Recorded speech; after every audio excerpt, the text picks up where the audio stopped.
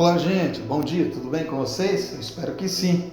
Estou bem feliz por mais uma vez estarmos juntos e aprendermos um pouquinho mais sobre a palavra de Deus. Hoje eu quero convidar você a meditar sobre um tema: como devemos agir quando as coisas não acontecem do jeito que gostaríamos? O que fazer quando as coisas não terminam bem aos olhos humanos? Vamos pensar um pouquinho biblicamente sobre esse assunto? Lá no livro de Mateus, capítulo 4, os versos 18 a 22, mostra o chamamento de 4 pescadores. E quem são eles?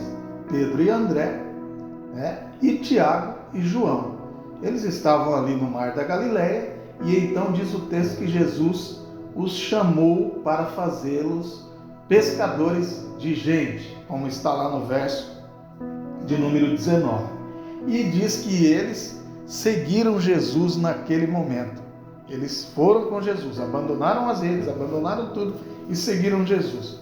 Lucas capítulo 5, verso número 10, aprofunda isso um pouquinho mais, dizendo que Tiago e João eram sócios de Pedro, e André também. Mas aqui eu quero dizer o seguinte: esses 4 homens foram chamados pela mesma voz no mesmo dia. Eles andaram com o Senhor Jesus Cristo no mesmo tempo, durante o mesmo tempo, e eles observaram os milagres e viveram todas as tempestades e bonanças daqueles 3 anos de ministério terreno de Jesus. Eles viveram bem com Jesus. Mas eu quero chamar a atenção de vocês e irmos para o livro de Atos, capítulo 12. Os versos de 1 a 10 relatam que o rei Herodes mandou prender alguns da igreja. E entre esses presos estavam Pedro. Mas o texto também, lá no verso número 2, diz que o rei Herodes mandou matar a espada Tiago.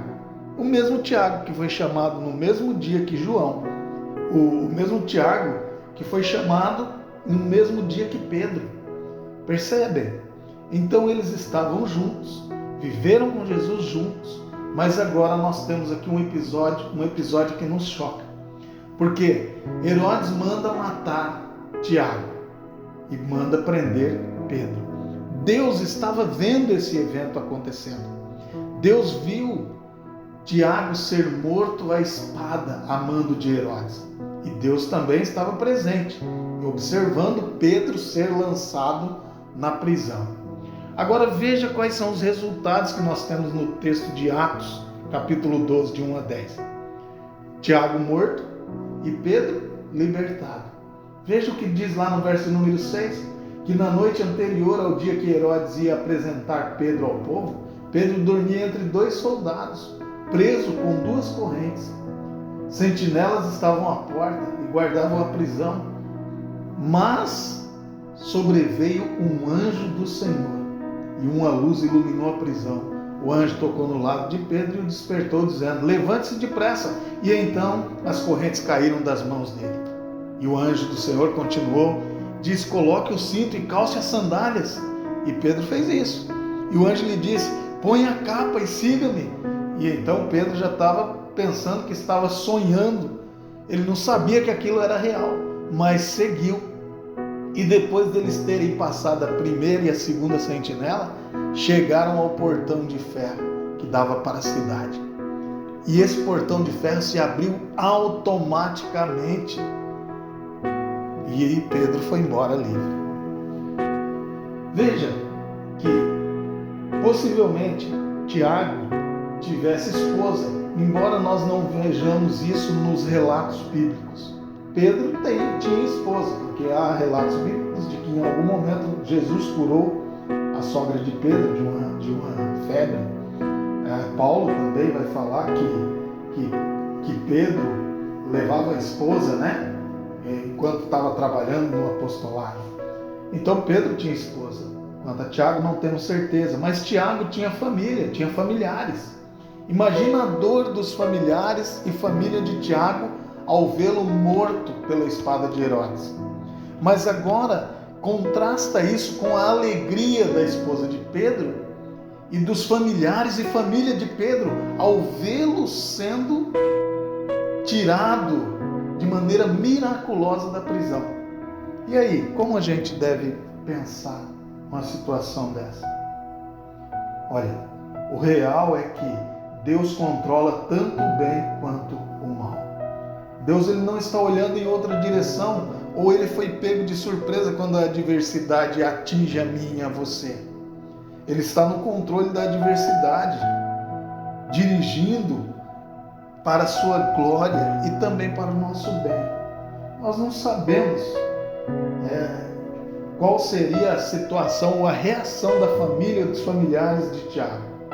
Mas talvez o melhor numa situação dessa, em meio ao sofrimento, em meio à dor, nós precisamos ser capazes de dizer: Senhor, eu sei que o Senhor estava no controle deste evento terrível.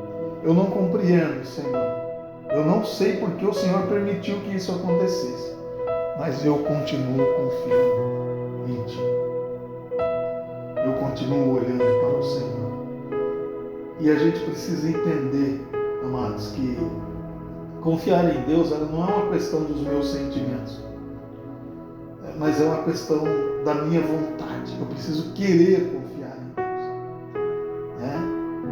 Então, isso é importante, porque Deus é Ele que executa os seus próprios propósitos, e esses propósitos não podem ser frustrados.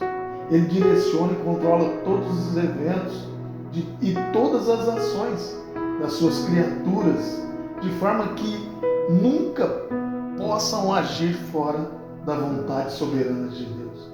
Portanto, a nossa primeira prioridade nos momentos de adversidade é honrar e glorificar a Deus. E como é que nós honramos e glorificamos a Deus? Confiando nele.